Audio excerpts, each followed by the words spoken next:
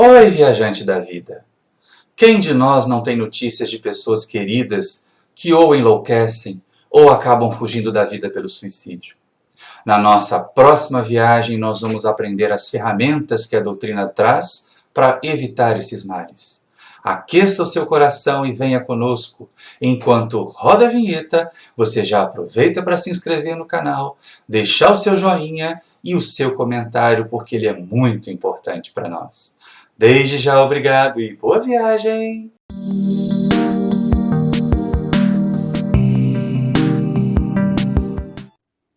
Queridos irmãos, queridas irmãs da família espírita, boa noite. Nesse momento tão precioso de estudar a doutrina espírita, de rememorar o Evangelho de Jesus como a grande base para a consolação prometida pelo Espiritismo, porque a ideia primordial da doutrina espírita é ser o consolador prometido. É trazer a mensagem que incuta nas criaturas a serenidade, principalmente a serenidade diante das adversidades da vida, diante das provas mais difíceis, diante daqueles momentos que testam a nossa vontade de viver, que testam a nossa sanidade mental, principalmente. E aí, tanto no Livro dos Espíritos, lá das questões 943 até a 957, quanto no Evangelho segundo o Espiritismo, como a Socorro bem lembrou, no capítulo lá que vai dos itens 14, dos 5, dos itens 14 ao 17, Allan Kardec traz para nós esses dois males, essas duas dificuldades intensas na nossa sociedade. A loucura, por um lado, e principalmente a chaga do suicídio. A loucura, por um lado, ela pode ser tratada, ela pode ser mitigada, mas uma vez que alguém tenha, e aí é difícil usar essa palavra, né? Mas tenha sucesso no suicídio, ele vai ter que esperar uma outra encarnação para poder começar o seu processo de soerguimento e também vai passar um período experimentando as consequências do ato que praticou. Então é lógico que trabalhar na sociedade para prevenir esses dois males é algo muito interessante.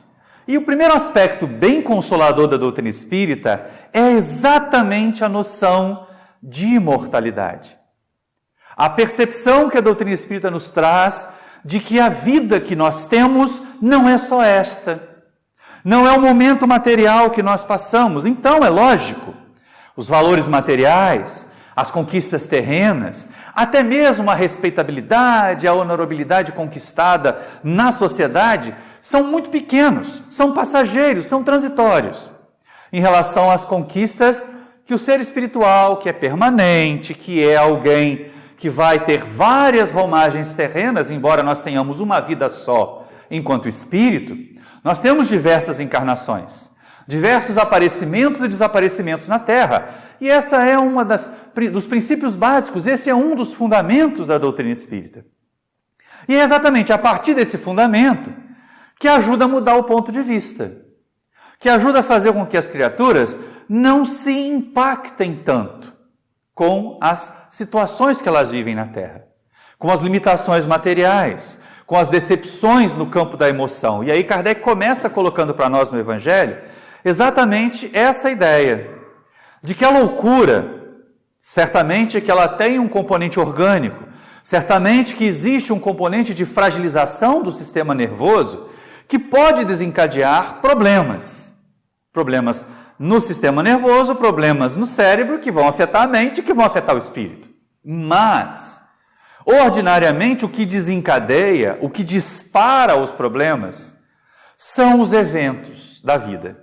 São os eventos funestos, são as grandes dores, são os grandes abalos emocionais. E aí as criaturas se perturbam. A loucura funciona como um anestésico para a realidade, como um jeito da criatura não ter que lidar com aquela realidade dolorosa que ela está lidando, porque ela acha que é só aquilo. Porque ela acha que a realidade, que a vida é aquilo que ela está vivendo. E aí quando a doutrina espírita vem e nos diz assim, olha, mas isso vai passar.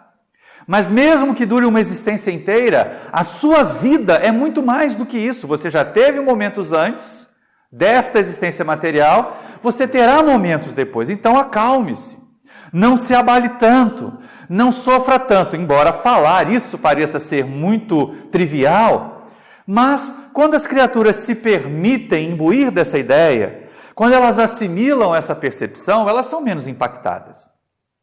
Nos faz pensar lá no capítulo 2 do Evangelho segundo o Espiritismo, quando Allan Kardec trata do ponto de vista, que é isso que a doutrina proporciona para nós. Uma mudança da maneira de ver as nossas dores. Ela não vai eliminar as nossas dores. Ela não vai fazer que desapareçam as provas que nós precisamos, porque são provas educativas. São provas que testam o nosso amadurecimento espiritual. E algumas delas, neste momento que nós estamos vivendo, neste planeta que nós estamos vivendo, elas são consequência, elas são expiação daquilo que nós, num outro momento, numa outra jornada terrena, ou até mesmo nessa existência, causamos para nós mesmos. Nenhum de nós aqui está a ser castigado por Deus. Nenhum de nós aqui pode dizer assim, mas por que Deus está fazendo isso comigo? As leis divinas são sempre precisas. As leis divinas são sempre justas. Então, o que a gente percebe é que nós sempre vamos colher aquilo que nós semeamos. Embora isso pareça duro, embora isso pareça difícil de ouvir, mas é necessário, principalmente para que a gente passe a se responsabilizar. Não fique naquele jogo de empurra, né? Eu estou passando por isso porque são os obsessores que estão me perseguindo. Eu estou passando por isso porque o meu chefe ou porque a sociedade não me compreende. Eu estou passando por isso porque a minha família é destrambelhada, é desorganizada. E aí a gente sempre se isenta dessas responsabilidades, não é? A doutrina espírita não nos isenta de nada. Até porque a sociedade em que nós estamos, a família onde nós renascemos, as experiências dolorosas que nós estamos vivendo, são consequência do nosso nível evolutivo. Aquela ideia que algumas pessoas têm de que é necessário sofrer para evoluir, ao contrário. A doutrina espírita propõe que é necessário evoluir para não sofrer. Porque só espíritos atrasados é que sofrem. Só espíritos ainda presos a vícios, a comportamentos equivocados, é que vão passar por momentos de sofrimento. Então, quando nós queremos evitar o sofrimento e, consequentemente, evitar também os abalos que o sofrimento nos causa, é necessário atuar na raiz. É necessário ir à causa deles, que somos nós. Mas uma vez que eles já se estabeleceram, e aí vem os abalos emocionais, aí vem os choques no nosso sistema neurológico, como lidar com eles? A doutrina espírita nos ajuda a prevenir. Ela não se propõe ser terapêutica da loucura, terapêutica dos transtornos psicológicos. O máximo que a doutrina espírita propõe, que um trabalho espírita sério pode realizar, é a mitigação do sofrimento espiritual causado pela associação com espíritos sofredores. Mas ela é sempre secundária. O processo obsessivo, nos dramas da loucura principalmente, ele é secundário, ele não é a causa originária. Embora um processo obsessivo muito prolongado, como destrambelho das faculdades mentais muito prolongado, possa realmente estabelecer dano neurológico permanente. Mas não é isso que a doutrina espírita tem a fazer, ela nos ajuda a prevenir. Daí o título que foi proposto no tema de hoje é a prevenção da loucura e do suicídio. Porque é onde a doutrina espírita pode atuar mais, que é onde nós espíritas podemos colaborar mais. Do contrário, se a gente ficar se imaginando doutor espiritual, a gente vai, inclusive, comprometer o tratamento das pessoas. Tem indivíduos que acham que vão para o centro começar o tratamento e param de se cuidar com os médicos, param de tomar a medicação, ou então preferem. Nós já tivemos até um caso muito próximo aqui na nossa casa, de uma criatura que começou a desenvolver toda a sintomática e todo o transtorno característico da esquizofrenia, e porque espírita há muito tempo, preferia atribuir isso a influências mediúnicas, a influências obsessivas. Até que se chegasse a um nível de perceber, olha, não tem jeito, gente. Não é espiritual a causa desse mal. Vamos tratar com um psiquiatra. Vamos tratar com um terapeuta. E aí o terapeuta recomenda a busca do psiquiatra, o psiquiatra encaminha de volta à sua cidade de origem para aquela criatura ser tratada no ambiente mais próximo do familiar possível. Olha a importância de uma família bem harmonizada, bem equilibrada no tratamento das doenças mentais. E o que na maioria das vezes a gente observa, a gente pode até perguntar para alguns amigos psiquiatras, Se não tem essa correlação, talvez tenha que ser feita pesquisa, alguma estatística nesse sentido, mas a relação entre uma família desequilibrada e as dificuldades para tratar um paciente psiquiátrico. A gente vai ver que aumenta muitas vezes. Dificilmente num ambiente familiar desequilibrado, o paciente psiquiátrico vai ter condições de uma recuperação ou de uma estabilização razoável, que permita a convivência na sociedade com equilíbrio. Então é lógico que cabe à doutrina espírita não a proposta terapêutica, mas mitigadora, o alívio proposto por Jesus. Lembra aquele convite do mestre, né? Vinde a mim, todos vós que estáis aflitos e sobrecarregados, e eu vos aliviarei. Jesus não promete a cura. Então quem anda vendendo cura aí em nome de Jesus está fazendo estelionato, né? Está vendendo gato por lebre, porque Jesus mesmo não prometeu curar ninguém, ele prometeu alívio. Ele prometeu diminuir a intensidade do nosso sofrimento para que o nosso raciocínio possa atuar e, atuantes nós mesmos, autores do nosso sofrimento, também sejamos autores da nossa cura. E é nesse sentido, então, que nós vamos trabalhar. E aí, lógico, no ponto de vista da loucura, é muito mais tranquilo.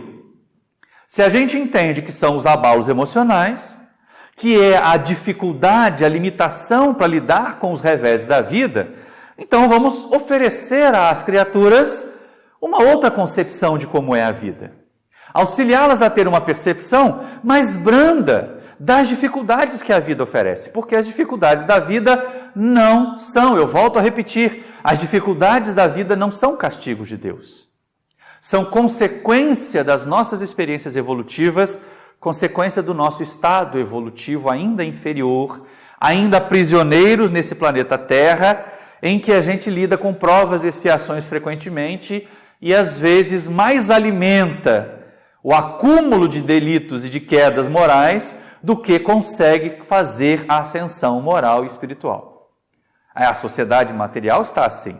A nossa missão enquanto espíritas é lançar a semente do esclarecimento. Cada solo vai ter que produzir os frutos de acordo com a sua capacidade de produzir. Mas só de absorver, só de assimilar os conceitos espíritas de imortalidade, de valores, principalmente aquele confronto que existe entre os valores materiais e os valores espirituais, a gente já diminui bastante o impacto emocional que poderia desencadear algum tipo de transtorno psiquiátrico, algum tipo de loucura. Mas o suicídio, ele é um mal mais silencioso. Ele é um mal que às vezes a gente tem imensa dificuldade para lidar quando ele acontece e de perceber antes que aconteça. Então nós somos frequentemente surpreendidos. Até porque nós criamos ideias ou situações muito idealizadas das nossas relações, de que porque eu estou ao lado de uma pessoa querida, ela vai estar sempre bem. De que aquela pessoa querida, porque eu dou o meu afeto para ela, ela não vai ter problema nenhum. Ou eu mesmo, né? Achar que as pessoas que estão em volta de mim tinham que cuidar de mim. Como elas não cuidam, eu me sinto abalado. E aí penso, a vida é chata, a vida não faz sentido. Quantas pessoas passam por isso? E é interessante porque assim, hoje na preparação do tema, ao longo do dia, nas oportunidades que nós paramos ao longo do dia para refletir sobre o que falaríamos aqui hoje, veio à minha mente com muita frequência. Porque assim, um dos grupos espíritas que foi criado na Universidade Rural, e que depois se juntou com os outros dois para formar o Núcleo Espírita Universitário, lá no início da década de 2000, ele surgiu exatamente por causa de um problema de suicídio.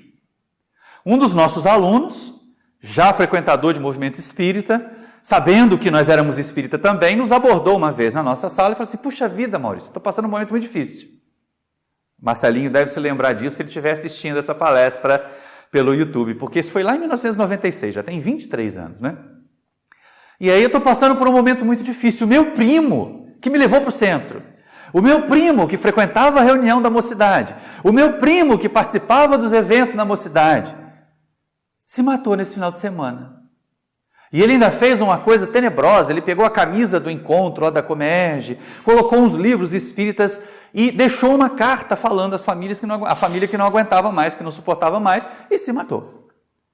Então, na tentativa de trazer alento, algum consolo, algum conforto para este aluno em particular, eu falei assim, olha, a doutrina espírita tem um monte de orientações nesse sentido. Numa conversa muito breve assim, nós não vamos chegar a nada muito produtivo. Mas vamos fazer o seguinte, Marcelo. Vamos começar a estudar o Livro dos Espíritos na Rural. E aí surgiu o grupo Amélie Boudet, que recebeu o nome da esposa de Kardec, lá numa votação que a gente fez, o maior lobby pela Amélie Boudet, porque a gente precisa referenciar isso. Da mesma maneira que Allan Kardec é o codificador da doutrina espírita, Amélie Boudet pode ser considerada a codificadora, ela participou tão intensamente quanto ele, e até ficou por mais tempo na Terra para manter as diretrizes espíritas no caminho certo. O grupo Amélie Boudet começou a estudar a doutrina espírita dentro da universidade. E foi interessante acompanhar como os alunos estavam ávidos desse momento. Era às terças-feiras à tarde, a gente se reunia após o expediente, estudava ali mais ou menos 1 hora, basicamente do Livro dos Espíritos. Nós conseguimos estudar o Livro dos Espíritos inteirinho em 4 anos. Então foi muito interessante porque assim, foi por causa da necessidade de consolar alguém a respeito do suicídio que um dos elementos formadores do Núcleo Espírita da Universidade Rural surgiu. A gente tem a felicidade de poder participar desses 2 momentos, tanto da fundação do Amélie Boudet, quanto da estruturação do NEU, lá com a palestra do Luiz Formiga, a decisão dos 3 grupos de se unirem para formar esse núcleo que hoje deve disseminar a doutrina espírita dentro da universidade. A doutrina espírita, especificamente. E aí a gente começa a perceber que o Livro dos Espíritos tem os esclarecimentos. Bom, a primeira coisa, para a gente evitar um mal, é necessário que a gente conheça o que causa esse mal, não é? E é isso que Allan Kardec faz para nós. Por exemplo, se eu quero evitar uma pneumonia, eu tenho que saber que eu não posso, primeiro, me expor aos micro-organismos que vão causar aquela infecção. Segundo, me colocar nas intempéries, favorecendo a proliferação desse micro-organismo no meu sistema respiratório. Conhecendo isso, eu evito a tuberculose, eu evito a pneumonia, porque eu aprendi como evito o mal, não é? O tétano, a mesma coisa. Com as doenças do corpo físico, a gente entendendo de prevenção, a gente adoece menos. Com relação ao suicídio, a mesma coisa. Se nós encararmos o suicídio como uma enfermidade social, ele precisa, primeiro, a gente precisa, nós espíritas em primeiro lugar, né? Porque nós só podemos atuar em nós mesmos. E a partir de nós mesmos, ajudar os outros a quererem se ajudar também. Ninguém assuma de maneira nenhuma a responsabilidade pelo crescimento, pela melhora dos outros. Nós estamos à disposição. Aqueles que quiserem aprender, que quiserem vir, as portas da casa estão abertas. Os dias da reunião são divulgados. Até os convites são feitos. Agora, mas o fulano e a fulana não vieram, eles tinham combinado de vir aqui hoje, mas resolveram não vir, sumiram, não deram nem notícia. Tem alguma responsabilidade nossa em relação a isso? Nenhuma. Eles têm que buscar a melhora. Por pior que esteja a situação, se não houver um movimento do enfermo para encontrar a própria cura, ele vai continuar enfermo permanentemente. E é exatamente aí, nesta ideia de combate ao suicídio, que Allan Kardec começa a estudar para nós. Já lá na questão 945, ele pergunta, afinal de contas, né, o que causa o desgosto pela vida? Porque muita gente diz, eu tentei me matar porque eu estava desgostoso da vida, não tem? A vida estava chata. Gente, olha só, nós estamos vivendo um momento em que as informações circulam de forma tão intensa que é até difícil.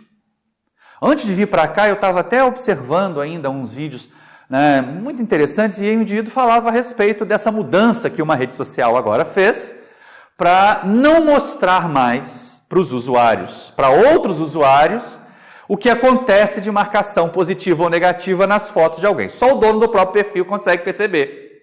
E a justificativa dessa rede social é o seguinte: essa percepção, essa competição por likes nas redes sociais, ela tem deprimido pessoas. Ela vai lá numa rede que mostra fotos, a pessoa está sempre, né, bonita, sempre sem pinta, sempre com o rosto preparado, parece que saiu da cama já maquiado, né? Olha como é que a vida do fulano é bela e a minha é essa coisa chata. E aí a vida fica chata. E aí a vida fica sem sentido. E é interessante porque olha só o ciclo vicioso que surge.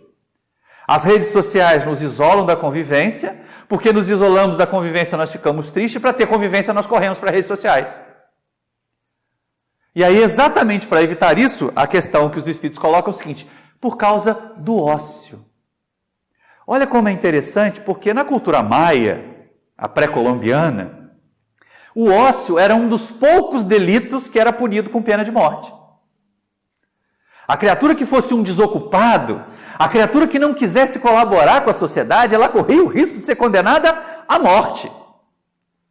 Lá na cultura maia pré-colombiana. Então, para ver o quanto que é grave a ociosidade. Hoje, o ócio faz mal muito mais para nós do que para os outros. Porque aquele trabalho que eu não fizer, deve ter pelo menos uns 10 querendo fazer e ser remunerado por ele. Nós estamos vivendo esse momento. Então, a sociedade perde menos com o nosso ócio, mas nós perdemos muito. E aí, exatamente porque a vida ociosa tira a perspectiva de futuro, tira a vontade de novas conquistas. Ah, mas para que eu vou fazer? Eu já tenho tudo. Ah, do jeito que tá bom. Esse do jeito que tá bom, daqui a algum tempo vira depressão. Pode inclusive ser diagnosticado como tal. E aí os espíritos chamam a atenção. É fruto do ócio, desgosto pela vida, que é um dos fatores que desencadeia, não é um fator único, a gente tem que lembrar isso, né, gente? Suicídio é uma doença complexa. Depressão, que frequentemente leva ao suicídio também, é uma doença complexa. Ela tem várias causas. Mas depressão é um outro estudo. Eu vou deixar apenas a sugestão de que nós estudemos o livro Depressão, Causas, Consequências e Tratamento do nosso irmão Isaías Claro, lá de São Paulo, que é uma obra magistral, porque ela não tem aquela pretensão de ser curativa, mas preventiva, como a doutrina espírita se propõe a ser.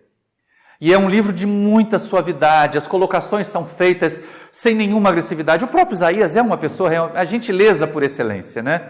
É um irmão muito querido, já esteve conosco nessa casa e tem esse livro, Depressão, Causas, Consequências e Tratamento, que vale a pena qualquer um de nós estudar e principalmente presentear.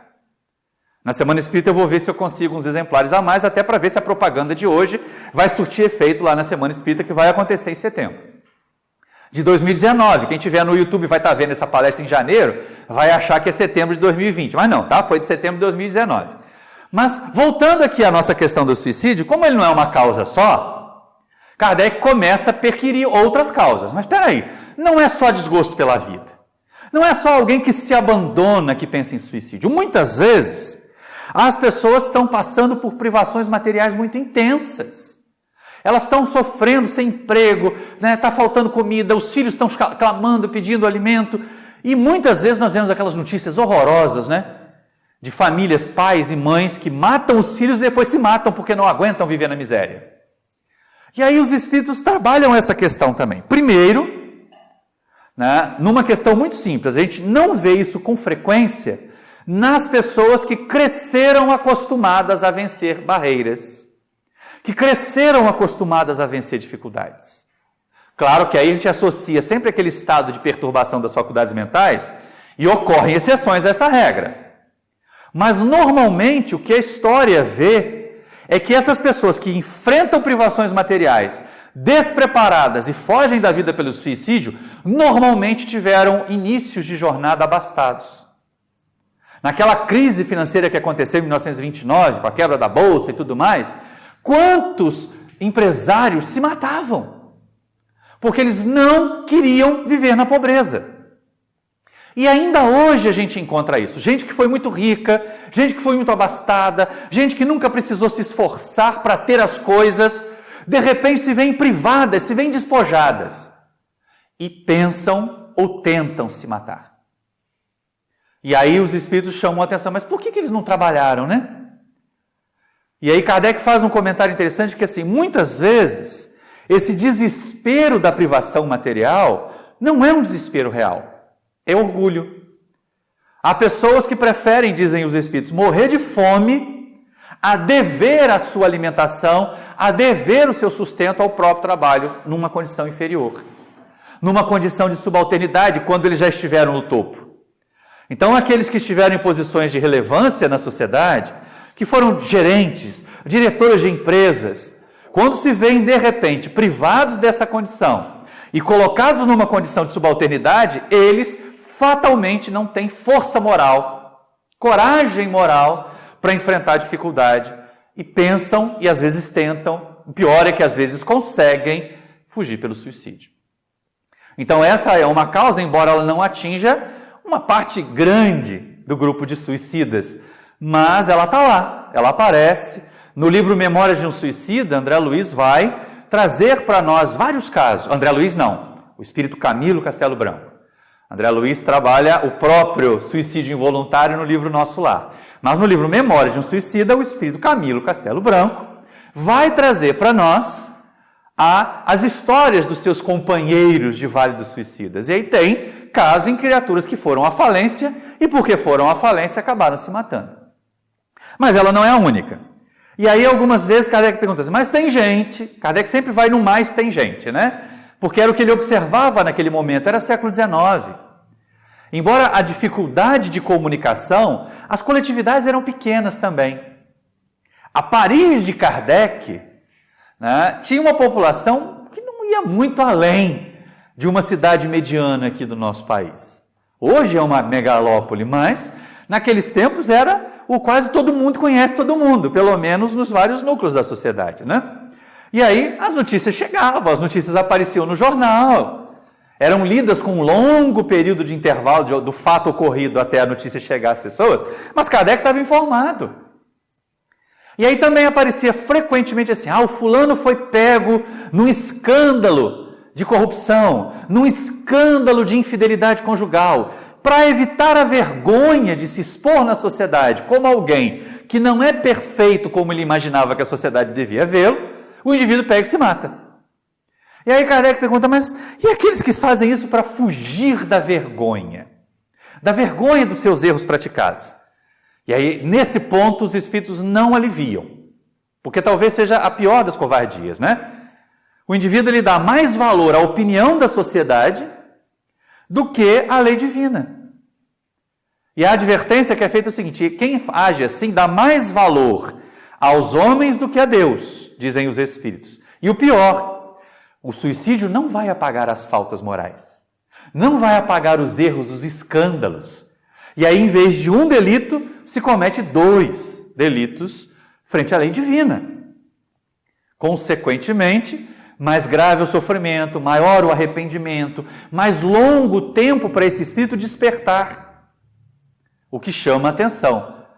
E aí Kardec tenta aliviar, né? Como o codificador é bonzinho, ele já tenta consolar a gente desde sempre. Na questão 949, ele pergunta assim, mas tem pessoas que se colocaram nessa condição vexatória e elas tentam o suicídio porque elas não querem envergonhar a família. Eu não quero que meus filhos saibam que eu sou corrupto. Eu não quero que a minha esposa descubra a minha infidelidade conjugal. Aí ele vai e se mata. E aí os espíritos respondem assim, quem pensa desse jeito não age bem, mas ele acha que faz. Porque ele está poupando a família do sofrimento. Mas gente, será mesmo? Imagina se essa pessoa, na época de Kardec, era mais frequente do que hoje. Hoje, se um dos elementos produtivos, materialmente falando, da família faltar, certamente os outros vão dividir tarefas e continuar provendo a família. Mas na época de Kardec era frequente aquela estrutura familiar em que só o homem trabalhava.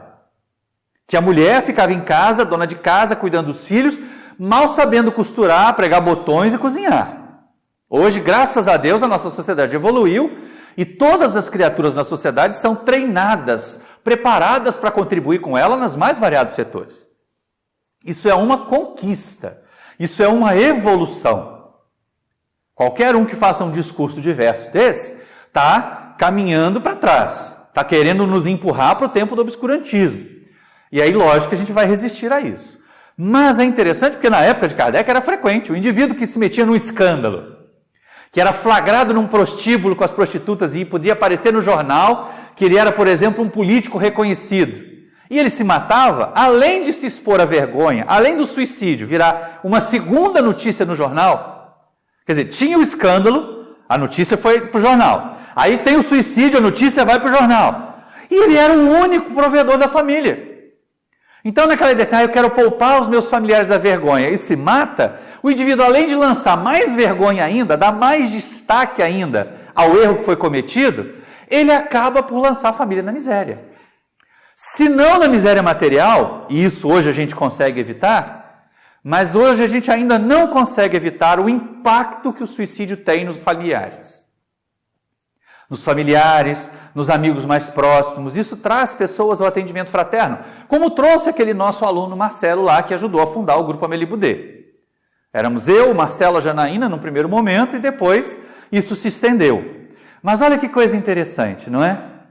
A gente não consegue poupar a família do impacto, do dano emocional causado pelo suicídio de alguém. Mesmo nos amigos. Às vezes não são pessoas com consanguinidade, são pessoas com convivência social até estreita, mas eles sofrem, eles se sentem abalados, eles se perguntam, mas por que eu não percebi? Como é que eu não notei que essa pessoa estava sofrendo? Como é que eu não percebi que o meu amigo ia tentar suicídio? Como é que eu não vi que a minha mãe ia se matar? Olha como os filhos sofrem o impacto numa situação dessa. É uma situação grave, conhecemos famílias numerosas em que quando um dos genitores comete suicídio, a família inteira se desestrutura. Não tem equilíbrio emocional para enfrentar aquela dificuldade, guardam marcas profundas, lesões afetivas profundas por causa disso. Então, essa ideia de tentar suicídio para poupar a família da vergonha só piora, só agrava. Mas para nós espíritas pode acontecer, já aconteceu. Aliás, o caso do primo do Marcelo é bem parecido com isso, né? A vida tá chata, lá no centro me disseram que a gente não morre, que vai para uma colônia espiritual, tem aquelas descrições romanceadas, românticas da vida no mundo espiritual, não é? E aí o indivíduo pode dizer assim, se eu morrer mais depressa, eu vou mais depressa para o mundo espiritual feliz. Tem gente que é assim, na questão 950, a galera que pergunta, mas e aqueles que se matam pensando em ir mais depressa para o mundo espiritual? E os espíritos dizem, que erro! Porque esta vida presente é o caminho, é com ela que nós conseguimos os valores que vão nos credenciar para viver melhor no mundo espiritual. Nós vimos de uma vida miserável no mundo espiritual, de uma condição infeliz, a maioria de nós pelo menos. Se nós acompanharmos a obra de André Luiz, quantas criaturas são resgatadas das regiões de sofrimento, e elas não vão crescer, amadurecer, evoluir o tempo todo numa colônia. Elas têm que retornar ao planeta Terra e dar prosseguimento à sua existência. Então é grave essa ideia de que, porque eu sei que ninguém vai morrer, então se eu me matar agora, eu já estou com o aeróbus esperando para me levar para a colônia. Não faz isso não. Mesmo que tenha tido uma vida de intenso trabalho no bem, não faça isso. Até porque quem fez mesmo uma vida de intenso trabalho no bem, sabe dar valor à vida que tem.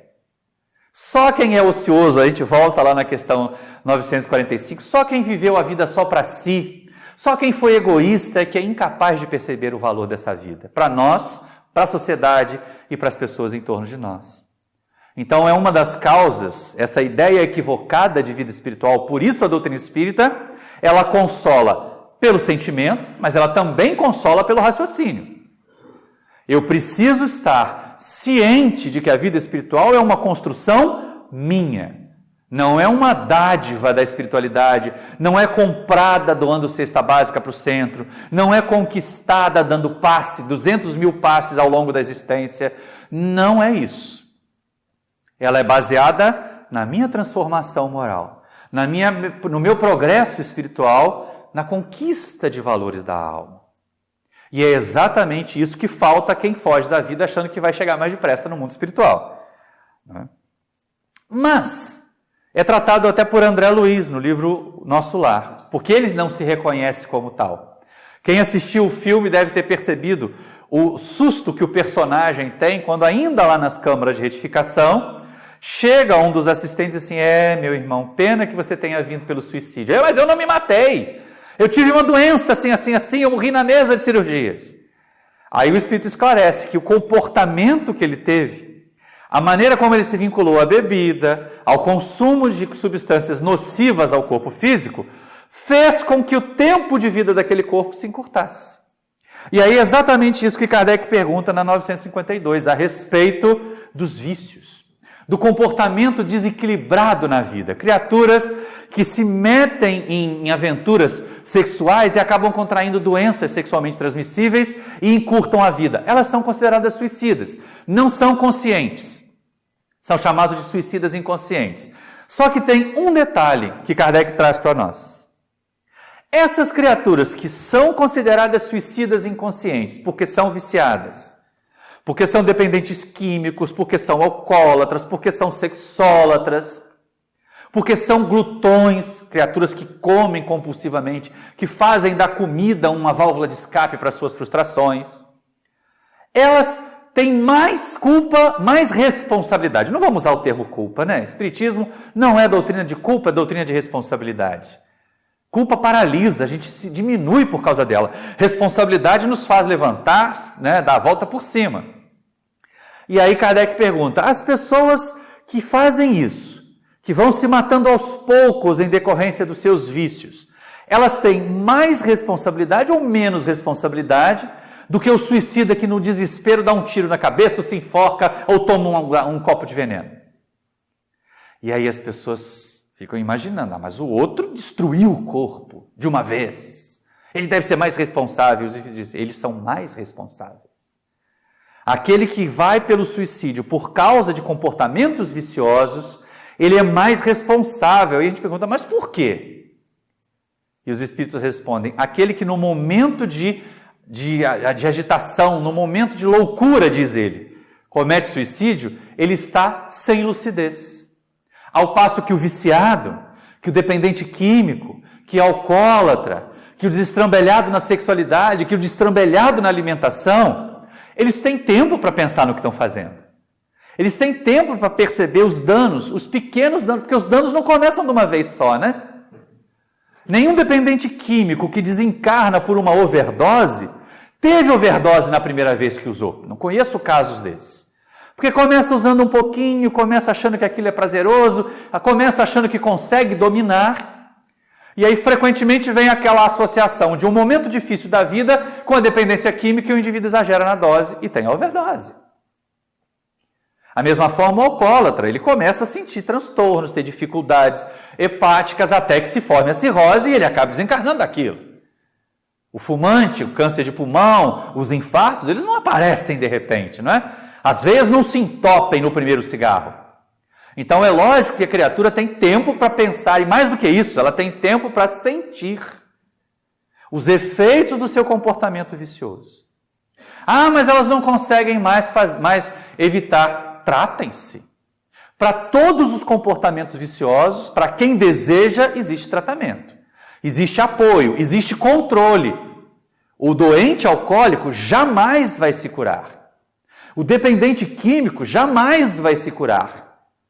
Ele terá sempre em si aquela propensão para o uso da substância, mas ele vai desenvolver sobre si domínio e vai aprender a controlar.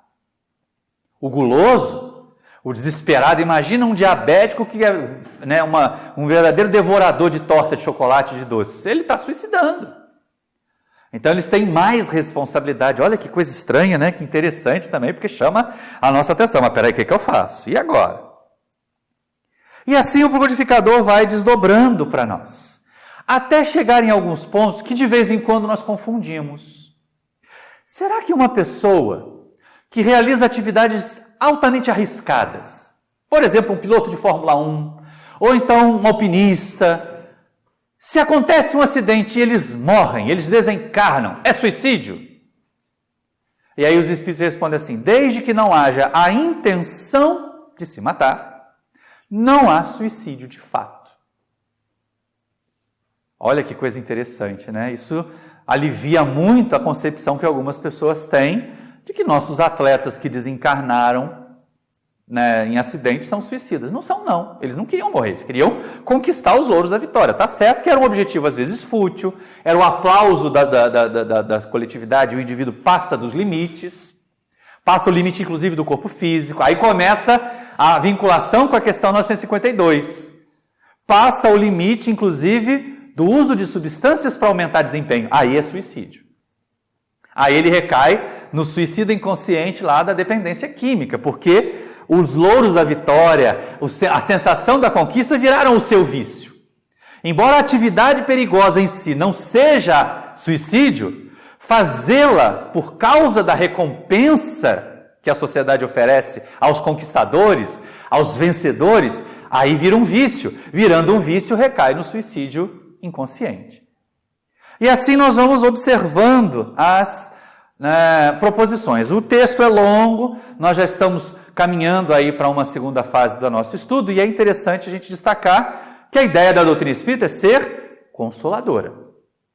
Então, a primeira delas é tirar de nós que ficamos aqui a ideia de que todo suicida é um pária, sofredor, que é a pior coisa que acontece. Gente, vocês já imaginaram isso dito da tribuna?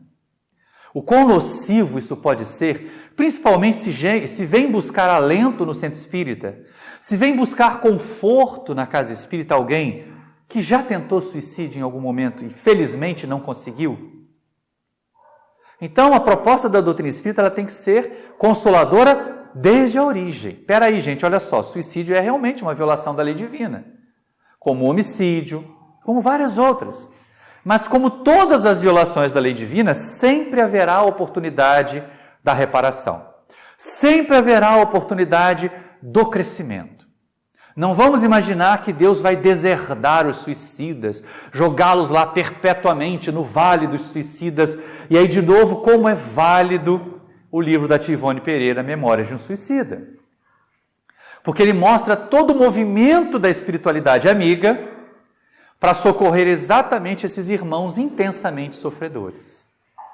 Ainda tratando da questão das causas do suicídio, para a gente poder fechar esse assunto, né, é importante as pessoas imaginarem assim, a pessoa que tem fé não se suicida. De novo, eu volto ao caso da Fundação do Amélie Boudet. Foi um jovem que estava sofrendo porque o seu primo, que o levara ao centro espírita, que frequentava a mocidade espírita, que sabia de imortalidade, se matou. Então não é a falta de fé que leva ao suicídio. Tem gente que tem as várias formas de fé e ainda assim comete suicídio por causa dessas causas que Kardec listou aqui para nós e várias outras que ainda estão lá nessas questões do Livro dos Espíritos que nós temos usado como base, como referência também. Então não é a falta de fé, é a falta de esperança. Todas as criaturas que sobrevivem ao suicídio, quando elas são inquiridas, quando elas são entrevistadas, elas perderam a esperança. Os terapeutas percebem que aquela criatura ela perde a vontade de continuar porque ela não tem perspectiva de mudança. Isso é perder a esperança, não é perder a fé. Elas têm fé, elas acreditam em Deus, elas têm até medo de Deus. O que elas não têm é a esperança de poder mudar a situação em que elas estão. Então o que a doutrina espírita pode fazer? Criticar o suicídio, os suicidas? Claro que não. Cabe a nós dizer assim, olha, conserve a sua esperança. Ainda que o momento seja muito doloroso, você tem forças para fazer a mudança. Você encontrará ajuda dos benfeitores espirituais, dos amigos da casa espírita, dos seus parentes que vão tratar-se com você também, porque é uma doença da sociedade. E aí tente resistir um pouco mais. Aguente, esse mal vai passar. Faz lembrar aquela frase que Maria de Nazaré propôs para o Chico.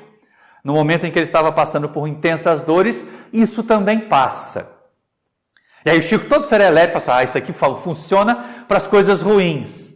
E eu, Emmanuel, meu filho, mas também funciona para as coisas boas. A vida é cheia de transitoriedades.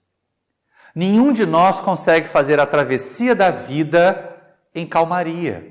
É necessário que haja altos e baixos exatamente para testar o quanto nós já amadurecemos, o quanto nós já crescemos. E é neste sentido, então, que vem a doutrina espírita. Acolher, ouvir sem críticas. Ai, mas isso que você tentou é muito grave. Ao contrário. Várias vezes no atendimento fraterno, nós tivemos a felicidade de acolher companheiros e companheiras que já haviam tentado suicídio e não tinham conseguido. Olha que felicidade, né? Senão estariam comunicando na reunião mediúnica. Mas eles estavam lá no atendimento fraterno. E aí aquele receio, sabe, a gente nota, e eu notei várias vezes, em vários casos, a pessoa tem vergonha de dizer que tentou se matar.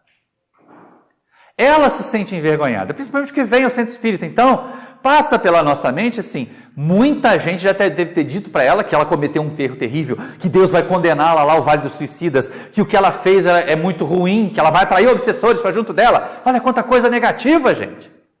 Quando na verdade é assim, que bom que você veio ao centro espírita, que bom que você não teve sucesso na sua tentativa de suicídio, não é? Olha como Deus foi bondoso para você, porque te permitiu continuar. e corrigir aquilo que causou o estado de sofrimento e viver uma vida melhor, mais tranquila, mais serena. Procure apoio de um bom terapeuta, de um bom psicoterapeuta. Se você está sentindo sintomas de depressão, procure um psiquiatra. Para ter a ajuda desses profissionais da saúde mental. E aí a gente volta ao conjunto do Evangelho segundo o Espiritismo, que é a prevenção da loucura e do suicídio. É buscar ter saúde mental. Saúde mental baseada agora, nós espíritas, na perspectiva da imortalidade. Na perspectiva de que nós somos capazes de superar. De que não há problema irremissível, de que não há erro incorrigível. Todos nós podemos ser melhores. Não imaginemos que Deus nos haja condenado ao sofrimento eterno. É ao Espiritismo que coube acabar com o inferno, esvaziar o inferno. E eu tenho um receio danado de falar isso em público, que de vez em quando você encontra um daqueles irmãos mais fundamentalistas e diz assim, é mesmo, né? Botou os demônios tudo lá nas reuniões mediúnicas de vocês. Mas não é isso que eu quis dizer.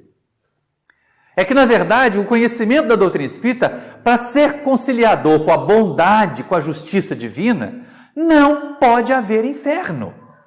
Porque a concepção de inferno, um local de tormentas eternas, de punição eterna daqueles que violam a vontade de Deus, é contra a bondade de Deus. Então é lógico que isso não tira de nós a responsabilidade de arcar com as consequências dos nossos atos e das nossas escolhas, e até mesmo das nossas intenções. Se nós formos buscar no Evangelho, existe um trecho chamado pecado por pensamento, adultério, não é? Então, muitas vezes nós não praticamos o ato por falta de oportunidade, mas ele está ali dentro de nós, é como se tivéssemos feito. Então, até com relação ao suicídio também. Eu queria tanto me matar, mas eu não tenho coragem. Está se envolvendo com seres desse nível. Está trazendo para junto de si, e aí essa talvez seja a última causa que Kardec utiliza lá, estuda. E aqueles que cometem suicídio influenciados por terceiros. Seja encarnados ou desencarnados, né? A gente tem que ter cuidado em relação a isso, porque pode acontecer de encarnados e desencarnados. Quem vai ao livro Céu e Inferno, na sua segunda parte, Allan Kardec estuda. Ele entrevista os espíritos. E nessas entrevistas, olha que legal, ele tem um capítulo inteiro sobre suicidas. Gente, não tem dois casos iguais. Nem entre os amantes, duas pessoas que se namoravam, duas pessoas que, pelas condições do século XIX, não puderam ficar juntas, e elas resolvem, para não causar vergonha aos seus cônjuges, aqueles que foram impostos a elas pelas determinações da sociedade, elas resolvem se matar juntas. Nem nesse caso eles ficam juntos. Nem neste caso eles têm o mesmo destino depois da desencarnação. Então são individualidades, não criemos clichês. Tem gente que inventa, o suicida vai sofrer no mundo espiritual a decomposição do corpo físico. Quem foi que disse isso? Um ou outro dos espíritos entrevistados lá na segunda parte do Livro dos Médiuns disse isso. Os outros não. Então o espírito que desencarna pelo suicídio, ele vai sofrer no mundo espiritual pelo tempo que a encarnação duraria na Terra e que ele interrompeu. Quem disse isso? Há suicidas que ficam mais tempo e há suicidas que ficam menos tempo. E planejam e elaboram. Como o espírito Camilo fica lá mais de 50 anos, só depois de ter sido socorrido, na colônia espiritual para onde ele foi levado, para se preparar para uma nova existência, para planejar melhor uma nova existência, e vencer o desafio da cegueira e do orgulho de ficar cego e dependente de alguém.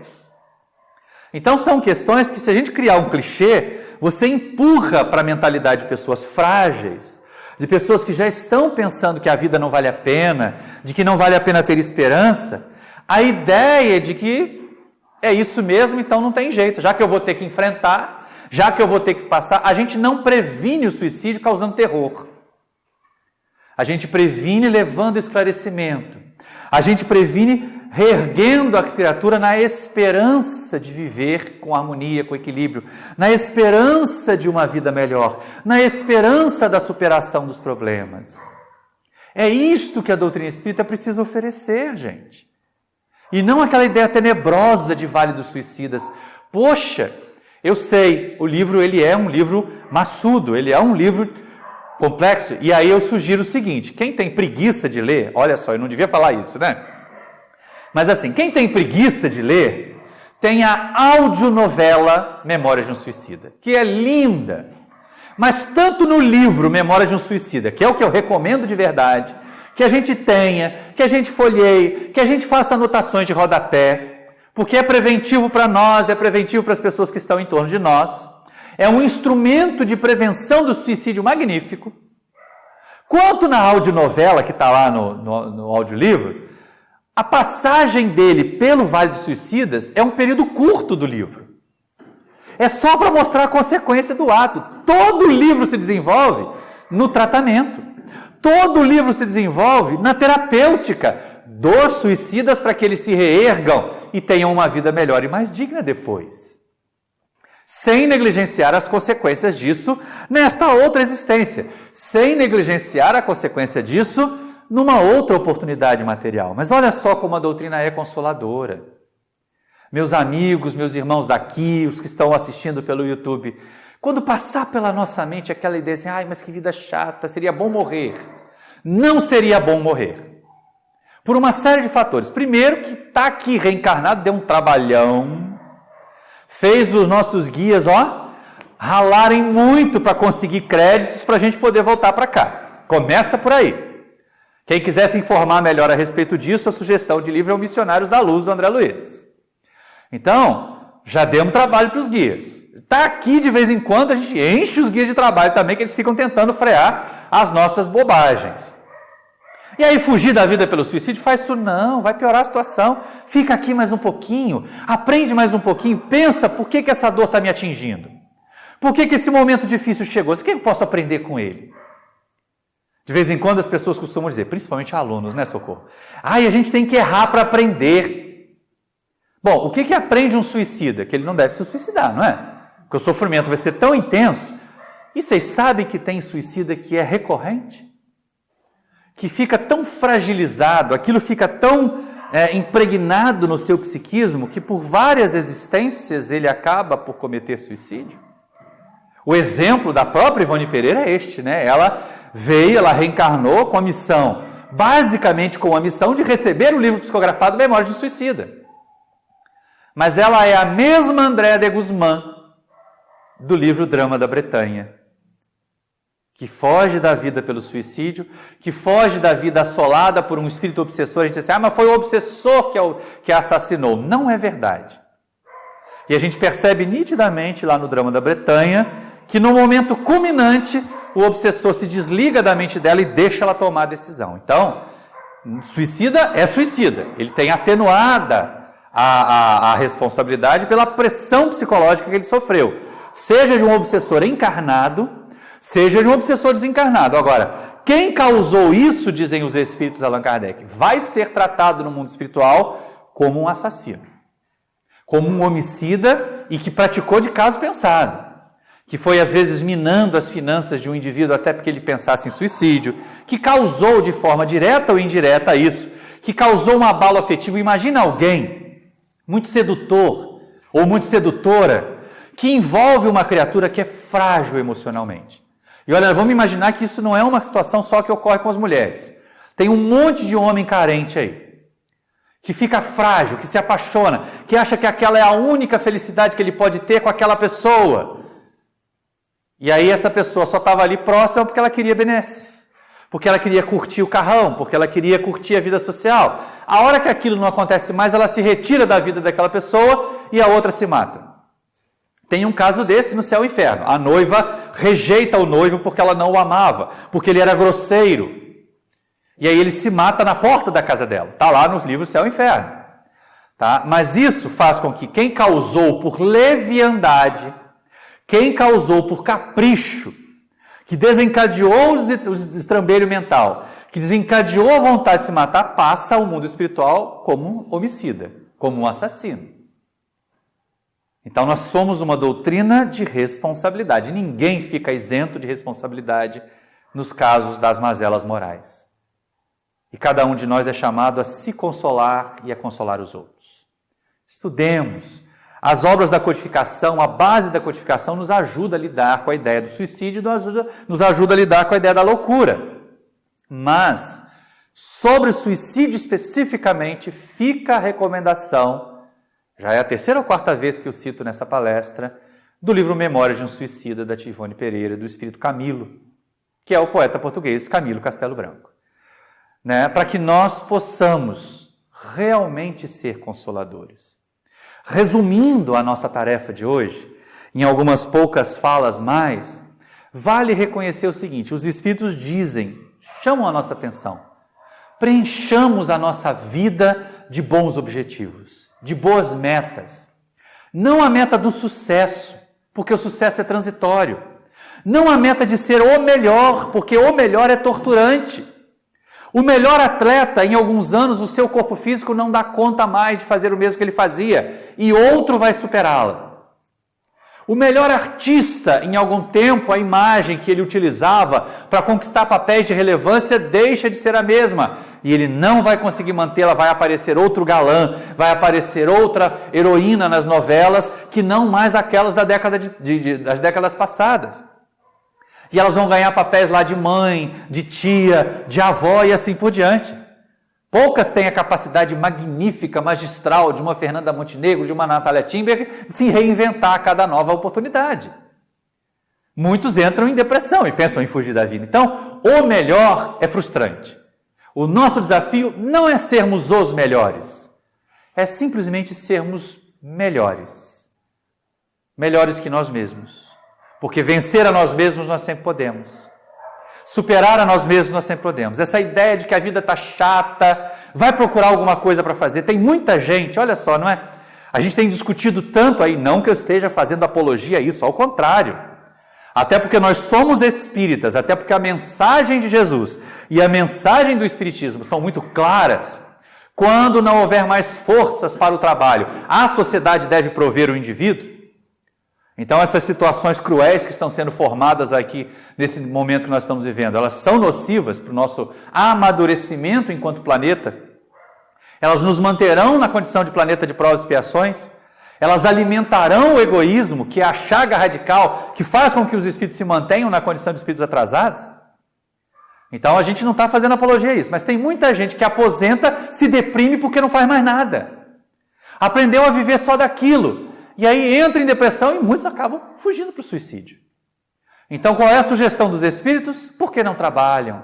Por que não buscam coisas boas para fazer? Não quer dizer que tem que fazer aquele mesmo trabalho material, cansativo, exaustivo, que serviu de nosso sustento por 30, 40 anos.